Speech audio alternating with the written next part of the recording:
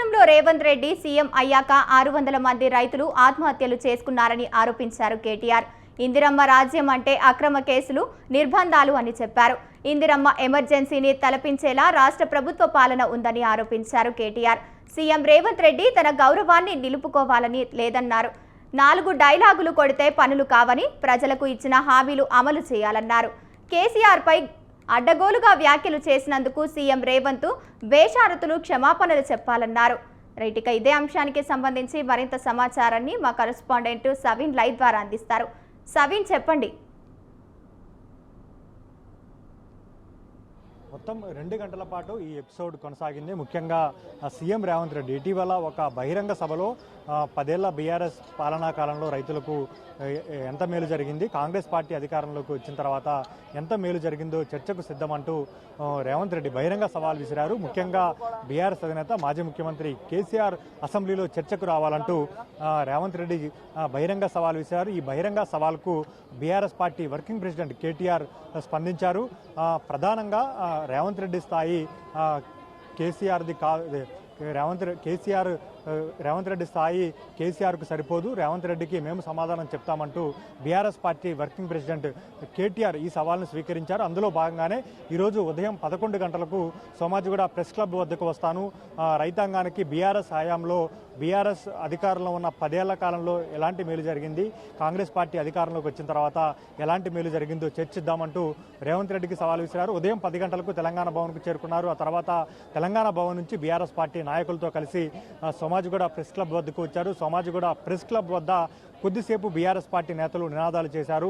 కేటీఆర్ వచ్చారు, రేవంత్ రెడ్డి ఎక్కడ ఉన్నారు, రేవంత్ రెడ్డి రావాలంటూ నినాదాలు చేశారు. ఆ తర్వాత కేటీఆర్ మీడియాతో మాట్లాడారు. ముఖ్యంగా కేటీఆర్ మాట్లాడుతూ రేవంత్ రెడ్డి ప్రభుత్వంపై కొన్ని ఆరోపణలు చేశారు. ఇప్పటివరకు రేవంత్ రెడ్డి దాదాపు 4 నుంచి 6 సార్లు బహిరంగ సవాల్ విసిరి పారిపోయారు. ఆ తర్వాత చర్చకు రాలేదు.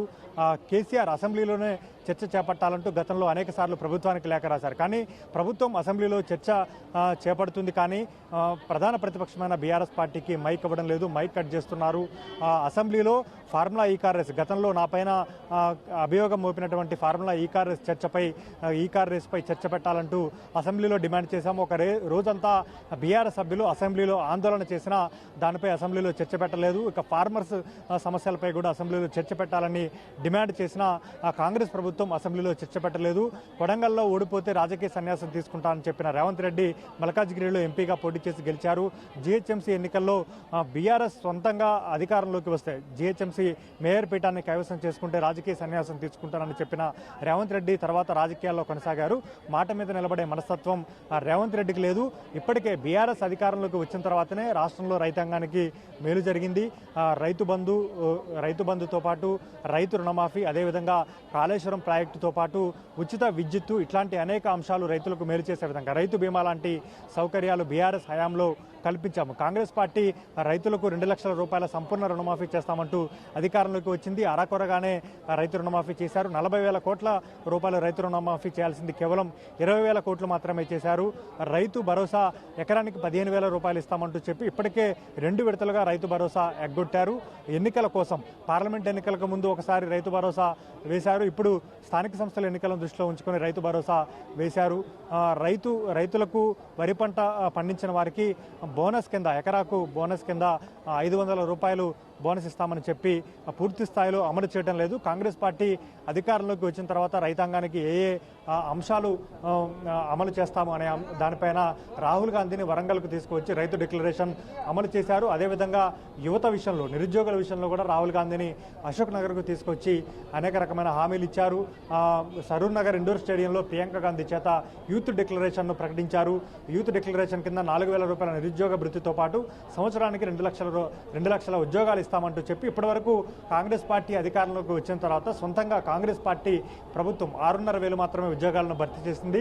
మిగిలిన ఉద్యోగాలు కాంగ్రెస్ పార్టీ చెప్తున్నటువంటి 60,000 ఉద్యోగాలు బీఆర్ఎస్ ప్రభుత్వ హయాంలో నోటిఫికేషన్లు వచ్చినవేనంటూ BRS party working president KTR చెప్పారు. కాంగ్రెస్ పార్టీ అధికారంలోకి వచ్చిన తర్వాత కేవలం అటు రాహుల్ గాంధీకి లోక్సభలో ప్రధాన ప్రతిపక్ష నేత ఉద్యోగం వచ్చింది, రేవంత్ రెడ్డికి ముఖ్యమంత్రి ఉద్యోగం వచ్చింది. అదేవిధంగా కాంగ్రెస్ పార్టీ అధికారంలోకి వచ్చిన తర్వాత రేవంత్ రెడ్డి కేవలం కేసీఆర్ను తిట్టడమే ఎజెండాగా పెట్టుకున్నారు. అనేక అంశాల్లో బహిరంగ సవాల్కు చర్చకు రమ్మని రేవంత్ రెడ్డి పారిపోయారు. ఇప్పుడు బహిరంగంగా రేవంత్ రెడ్డి కేసీఆర్కు క్షమాపణ చెప్పాలంటూ BRS party working president KTR అన్నారు. మరోవైపు ఈరోజు రేవంత్ రెడ్డి ఢిల్లీలో ఉన్నారు. ఒకవేళ రేవంత్ రెడ్డి చర్చకు రాకపోతే ప్రభుత్వం తరపున డిప్యూటీ సీఎం కావచ్చు, అదేవిధంగా ఎవరైనా బాధ్యత కలిగిన మంత్రిని పంపించి ఉంటే మేము చర్చ చేసేవాళ్ళము.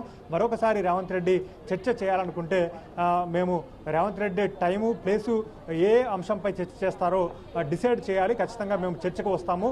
రేవంత్ రెడ్డి కూడా తెలంగాణలో నీళ్లు నిధులు నియామకాలు అమలు చేస్తున్నారు. నీళ్లు ఏపీకి పంపిస్తున్నారు. చంద్రబాబు నాయుడుకు గురుదక్షిణ చెల్లిస్తూ నీళ్లను ఏపీకి వదులుతున్నారు. గత సంవత్సరం కృష్ణానదిలో 63 టీఎంసీల నీళ్లను ఏపీకి పంపించారు. మరోవైపు నిధులు ఢిల్లీకి పంపిస్తున్నారు. నియామకాలు తన అనుయాయులకు కట్టబెడుతున్నారంటూ కేటీఆర్ ఆరోపించారు. దాదాపు 2 గంటల పాటు రేవంత్ రెడ్డి రైతుల అంశంలో విస్తున్న సవాలుకు ప్రతిస్పందించిన కేటీఆర్ ఈరోజు తెలంగాణ భవన్కు వచ్చారు. అక్కడ నుంచి బీఆర్ఎస్ పార్టీ నేతలతో కలిసి సోమాజిగూడ ప్రెస్ క్లబ్కు వచ్చారు. సోమాజిగూడ ప్రెస్ క్లబ్లో బీఆర్ఎస్ పార్టీ నేతలతో కలిసి కొంతసేపు నినాదాలు చేసిన తర్వాత 2 గంటల పాటు ఈ ఎపిసోడ్ జరిగిందని చెప్పుకోవచ్చు. రేవంత్ రెడ్డి విసినటువంటి సవాలుపై మాట్లాడిన కేటీఆర్ కొద్దిసేపటి క్రితమే సోమాజిగూడ ప్రెస్ క్లబ్ నుంచి వెళ్ళిపోయారు. సవీన్, ఇక్కడ మన సీఎం రేవంత్ రెడ్డి ఢిల్లీ పర్యటనలో ఉన్నప్పుడు కేటీఆర్ బేసిక్ నాలెడ్జ్ లేదు అంటూ పెద్ద వ్యాఖ్యలు చేశారు. ఇది ఎంతవరకు కరెక్టు? అలాగే 18 నెలల సమయంలో ఒక్క హామీ కూడా నెరవేర్చలేదని అన్నారు. ఇంకా కొన్ని హామీలను నెరవేర్చినా కూడా ఇంకా నెరవేర్చలేదని చెప్పడం ఎంతవరకు సమంజసం?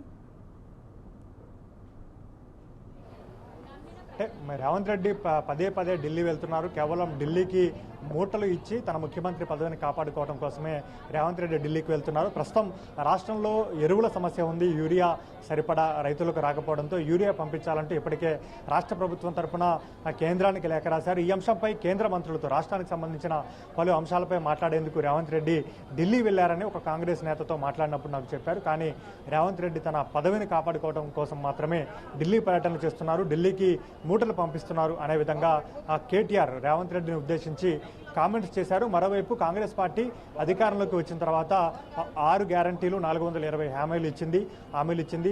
ఎన్నికల్లో సీఎం రేవంత్ రెడ్డితో పాటు డిప్యూటీ సీఎం బట్టి విక్రమార్క ఇంటింటికి వెళ్లి గ్యారంటీ కార్డులు పంచారు. గ్యారంటీ కార్డులు భద్రంగా దాచిపెట్టుకోవాలి. కాంగ్రెస్ పార్టీ అధికారంలోకి వచ్చిన తర్వాత ఈ గ్యారంటీ కార్డుల ద్వారానే పథకాలు అమలు చేస్తామంటూ చెప్పారు. అయినప్పటికీ ఇప్పటి వరకు 6 గ్యారంటీలను అమలు చేయడం లేదంటూ రేవంత్ రెడ్డి ప్రభుత్వంపై కేటీఆర్ విమర్శలు చేశారు. ఇక బహిరంగ సవాళ్ల విషయంలో రేవంత్ రెడ్డి గతంలో అనేక సవాళ్లు విసిరారు. ఆ సవాళ్లపై మాట నిలబెట్టుకోలేదు. ఇప్పుడు కూడా రైతుల విషయంలో కేసీఆర్కు సవాల్ విసిరారు. దానికి నేను స్పందించి రేవంత్ రెడ్డి అని ఈరోజు ఉదయం 11 గంటలకు సమాజిగూడ ప్రెస్ క్లబ్ వద్దకు చర్చకు రావాలని చెప్పాను.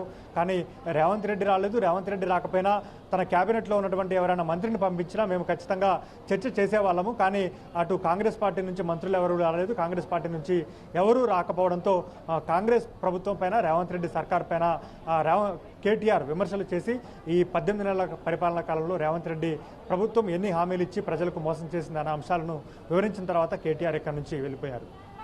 సవీన్, ఇక్కడ మాజీ సీఎం కేసీఆర్కి సవాల్ విసిరారు సీఎం రేవంత్ రెడ్డి. కానీ కేటీఆర్ స్పందించి అసెంబ్లీలో మైకులు కట్ చేస్తారని అంటున్నారు. ఇది ఎంతవరకు కరెక్టు?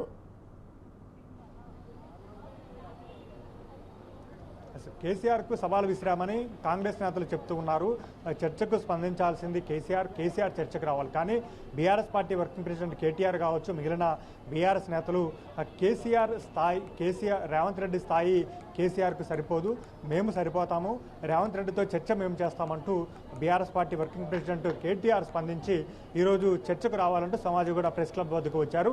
ఇక అంతకుముందే గతంలో రాష్ట్రంలో రైతాంగం ఎదుర్కొంటున్న సమస్యలపై అసెంబ్లీలో చర్చ పెట్టాలని ప్రభుత్వాన్ని కేసీఆర్ డిమాండ్ చేసి లేఖ రాసినప్పటికీ ప్రభుత్వం స్పందించలేదు. ఒకవేళ అసెంబ్లీలో చర్చ పెట్టినా బీఆర్ఎస్ పార్టీకి సంబంధించిన మైకులు కట్ చేస్తున్నారు, స్పీకర్ను అడ్డం పెట్టుకుని మా మైకులు కట్ చేస్తున్నారు అనేది బీఆర్ఎస్ పార్టీ చేస్తున్న విమర్శ. ఒకవేళ అసెంబ్లీలో ప్రభుత్వం చర్చ పెట్టడానికి రెడీ అయినప్పటికీ మా మైకులు కట్ చేయకుండా చర్చ చేస్తామని ప్రభుత్వం హామీ ఇచ్చిన తర్వాతనే అసెంబ్లీలో చర్చ పెట్టాలి. ఒకవేళ బహిరంగ చర్చ అని రేవంత్ రెడ్డి అంటున్నారు కాబట్టి మేము ఎక్కడైనా ఎప్పుడైనా చర్చకు సిద్ధంగా ఉన్నాము. దానికి ప్లేసు టైము డిసైడ్ చేయాల్సింది రేవంత్ రెడ్డి మాత్రం. మరొకసారి సీఎం రేవంత్ రెడ్డికి అవకాశం ఇస్తున్నాం. రేవంత్ రెడ్డి మరొకసారి సమయం చూసుకొని ప్లేసు సమయం డిసైడ్ చేస్తే ఖచ్చితంగా మేము చర్చకు వస్తాము బీఆర్ఎస్ పార్టీ తరఫున అంటూ కేటీఆర్ మరోసారి రేవంత్ రెడ్డికి సవాల్ విసిరిన పరిస్థితి మనకు కనపడుతోంది. Right, thank you Saveen.